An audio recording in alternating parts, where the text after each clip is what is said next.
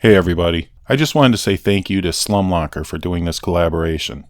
He's working really hard on his channel, putting out a lot of scary stories, and he's a really talented narrator, so you guys should definitely go check him out when you have a chance.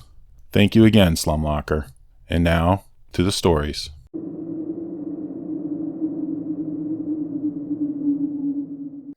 So, before I begin, this is a string of events that happened from 2014 to now, April 2016. I live in a small town in Oklahoma with a population of 300, mostly old people and druggies, but it's been okay living until recently. In 2014, I shared a story on Let's Not Meet about how I went into my dad's empty house and was confronted by 3 men who were camping out in there. The link is in the description. But really, things didn't start going downhill until this January. I have 3 horses, one next to my house, and a mother and foil on a lot basically 3 blocks away from my house. Now the fence I have on the lot is a mix of panels, wooden and metal fencing connected by barbed wire. People have been known to untie the ties just to be assholes, so part of the fence sags until I fix them. I'm pretty tall, 6 feet, and muscular for a girl, so I could be intimidating if I was pissed off enough.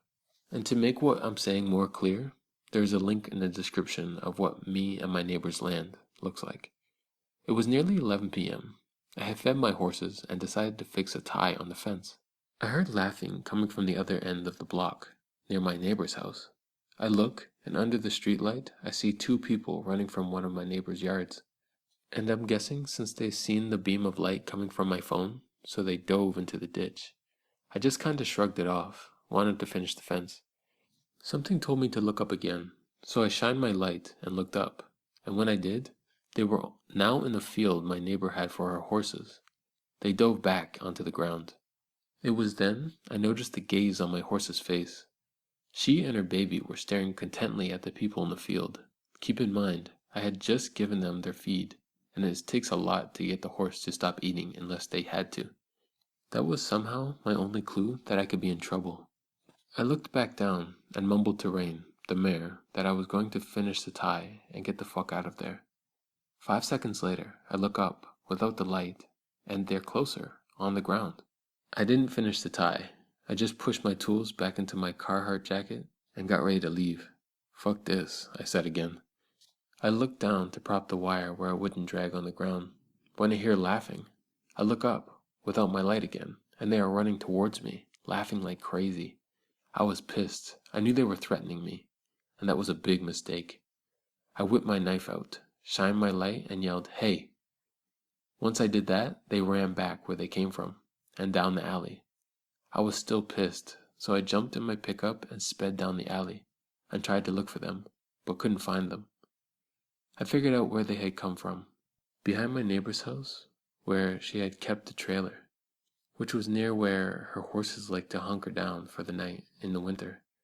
So what I could have guessed, they may have been looking to steal her trailer, represented in teal in the link in the description. I later told my neighbor, who spread the word. And somehow, a week later, I found a post that was a cut-up light pole that had been dug 2 feet deep, fallen into the pen. And because of the position, I knew my horse couldn't have knocked it over. Someone had to have dug it up and pushed it in. The post weighed about 300 pounds, so they would have had been used a vehicle. So I was out until 3 a.m. fixing the fence in the February cold. Now I've been finding sections of the fence down, and every time I fix it, it goes back down. Then last Friday, we caught a guy who was clearly a meth user, trying to steal my grandfather's work trailer at 2 in the damn afternoon. When he was questioned by my grandpa, he said, "Jeremy, the CEO, told me to pick it up." By the time I ran out with my gun, the guy spat off. But a week or so before, cops were called because a man in a van was trying to pick up kids around town. This happened on a Wednesday, so a day there was an above average number of kids playing around town due to the church activities. Cops were called and went to the preacher's house and interviewed 10 kids, ranging from 5 to 13. Then today, cops were called to the water tower because they found a body. I don't know much about this instance due to the fact that they haven't released anything yet. All I know is that I have seen tons of cops and a sheriff of a neighboring county. But things are getting bad, And with no law in town, the druggies and the sex offenders around here are getting braver. I'll make sure to update whatever shit happens. So it seems the guys who were stealing were caught, and not only were they lifting equipment, but 22 heads of cattle too, which is a big no-no around here. Back in the day, they would have been hanged. Ironically, their mother is a bail bonds lady. Though while the sneaking hasn't stopped, there's been nothing big to report. It's a real good possibility I'll be posting on this subreddit more. Until then, I'll see you.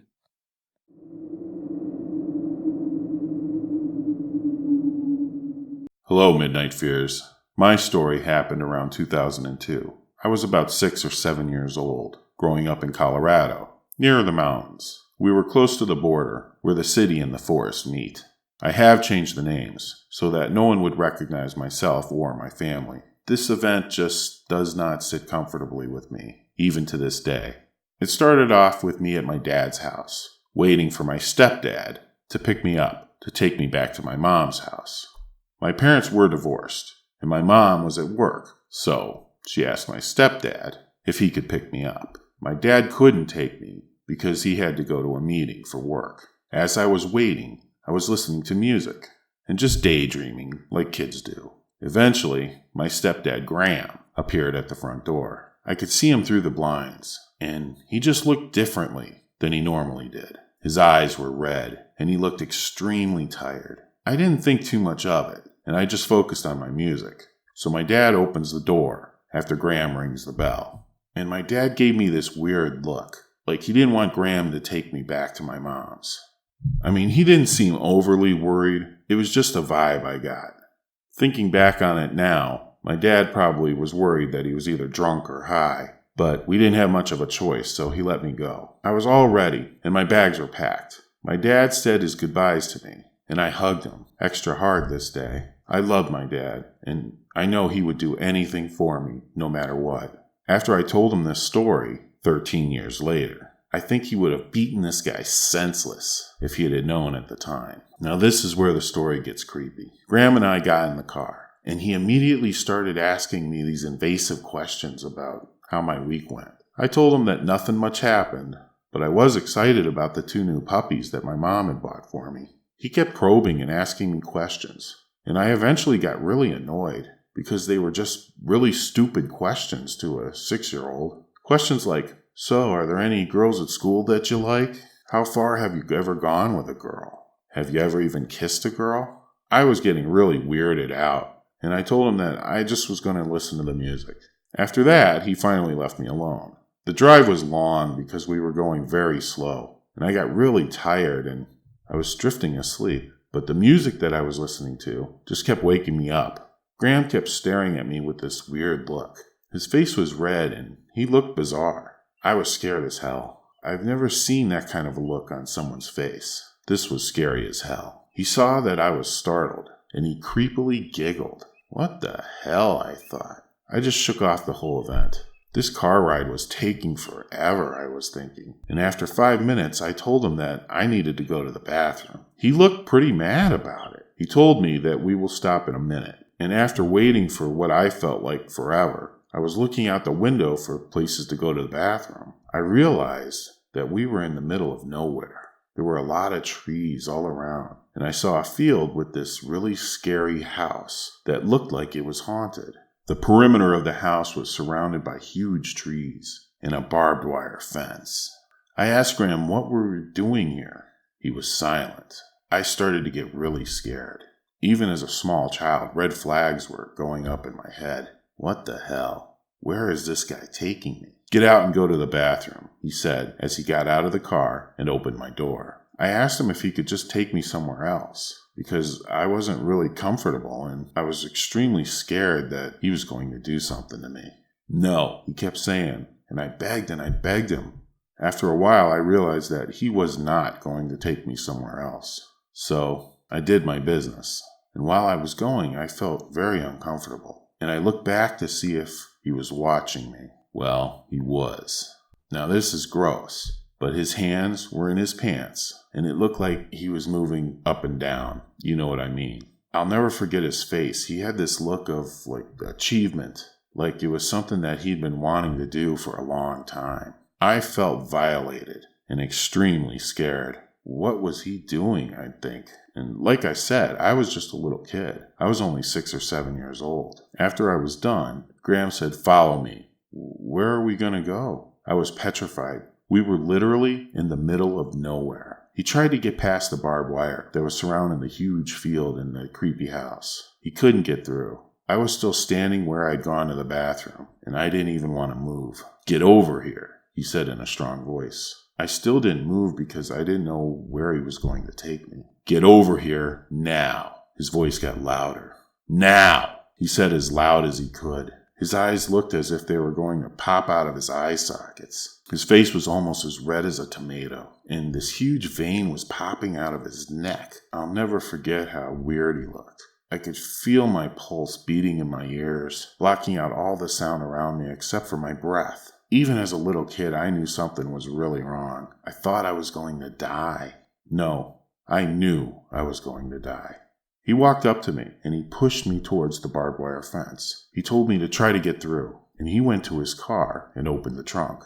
I was thinking I was just going to try to run away, but there was nowhere I could run. The barbed wire fence was entirely impossible to get through, and there was nowhere else to go because we were at a dead end, and I could only run the way that we came in. I knew Graham would find me easily. He had a car, and it was still daylight out. "What are you doing?" I screamed, and Graham just looked at me while shutting the trunk of his car. He walked over to me. I saw a pair of weird-looking pliers. He walked over to the fence, but he was only focused on me. He pushed me closer to the fence, and then he started to cut it with the pliers. He kept cutting at the fence for what felt like forever. I was just totally lost in my feeling of dread. You know that feeling that creeps out from the pit of your stomach? He finally made a hole in the fence, and he pushed me through it, and he followed right behind. Immediately after he pushed me, I could spot the creepy house through the trees. I tried to run away, but he was extremely strong compared to me. After getting through the trees, he keeps moving, pushing me, and we finally make it to the house. "This is really cool, right?" he said to me, and I was trying to shut my eyes because the house looked really scary to me as a little kid. "Look at it," he screamed at me.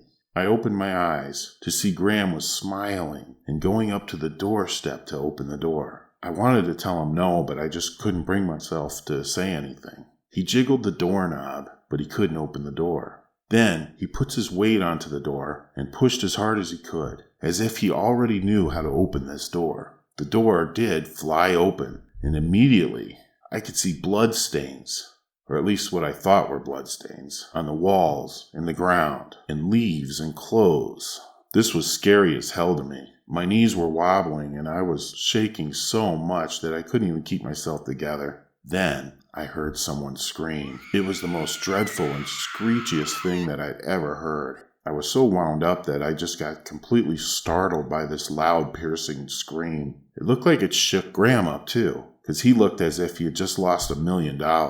Then he hurriedly said, "Come with me," in a soft voice, and he ran back to the car, pulling me along his side. He put me in the front seat, and he explained everything in the car. "I was just trying to scare you. I didn't know that there was going to be a person in that house."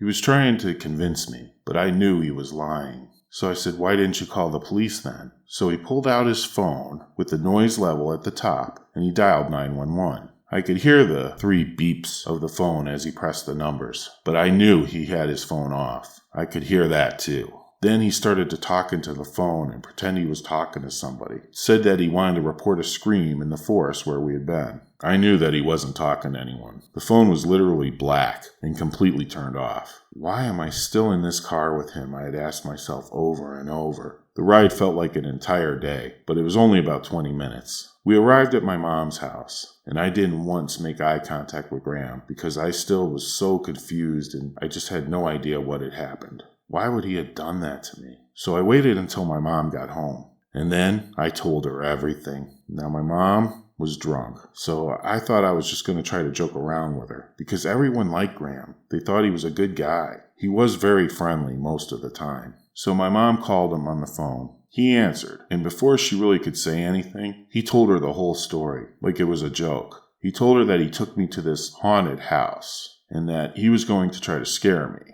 just to have fun. He also explained that before he went to pick me up, he had went to that house and painted the walls red so it would look like blood. He said he thought it would be fun for me. My mom just laughed it off, and I was left in the dust.